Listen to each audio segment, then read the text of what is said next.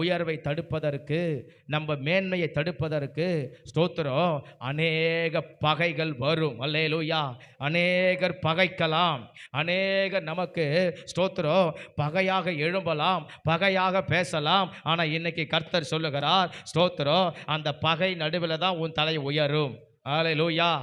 நீங்கள் அதிகமாக பகைக்கப்படுறீங்களா? அதிகமாக ஸ்தோத்திரம் பகைக்கிறவங்க உங்களை சுற்றி இருக்கிறாங்களா? அநேக பகையை நீங்கள் ஸ்தோத்திரம் சந்திக்க வேண்டி இருக்கிறதா? பகை என்னும் சவாலை சந்திக்க வேண்டி இருக்குதா? நீங்கள் நல்லா இருக்க போகிறீங்கன்னு நினைங்க. அல்லேலூயா. நீங்கள் நல்லா இருக்க போகிறீங்க. ஆமென். அல்லேலூயா. ஆமென். அல்லேலூயா. ஸ்தோத்திரம். நம்ம ஒரு செயலை செய்யும்போது பார்த்து பகைப்பாங்க, நம்ம ஒரு வேலையை செய்யும்போது பார்த்து பகைப்பாங்க, நம்ம ஒரு பொருளை வாங்கும்போது பார்த்து பகைப்பாங்க. ஸ்தோத்திரம். நம்ம கையில் எதையாகிலும் ஒரு ஆசீர்வாதம் இருந்தால் அதை பார்த்து பகைப்பாங்க. ஸ்தோத்திரம்.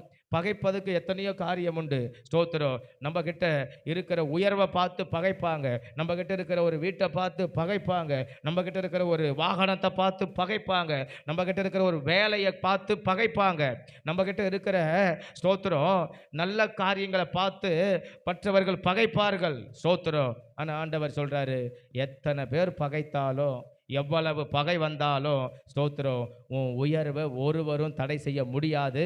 அல்லேலூயா. பகைகள் எழும்பி நம்ம வாழ்க்கையை ஒரு நாளும் அழிக்காது. அல்லேலூயா.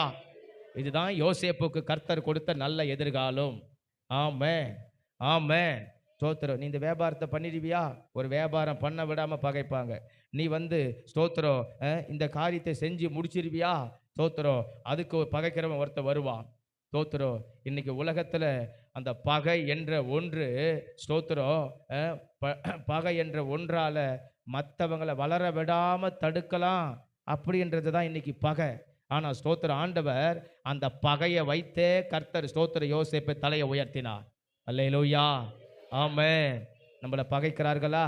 உலகம் பகைக்கிறதா? அதை குறித்து கவலைப்படாதிருங்கள். ஆமென். அதை குறித்து நீங்கள் ஸ்தோத்திரம் வருத்தப்படாதிருங்கள், சஞ்சலப்படாதிருங்கள். நமக்கு நிறைய பகை வருதா? நிறைய உயர்வு வரப்போதுன்னு அர்த்தம். கையை உயர்த்தி ஆமென். நிறைய பகை வருதா? நிறைய ஆசீர்வாதம் வரப்போகிறது. விசுவாசிப்போம். ஆமென். நிறைய நமக்கு பகைகள் எழும்புதா? நிறைய நன்மைகள் எழும்ப போகிறது. ஆமென்.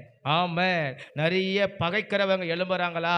நிறைய உதவி செய்கிறவங்க எழும்ப போறாங்க. ஆமென். அல்லேலூயா. நிறைய பகைகளை நாம் ஸ்தோத்திரம் சந்திக்கிறோமா? அதே போல நிறைய அனுகூலங்களை நாம் சந்திக்க போகிறோம். ஆமென். ஆமென். பகையை ஒரு நாள் கர்த்தர் நம்மளை மேற்கொள்ள விடவே மாட்டார்.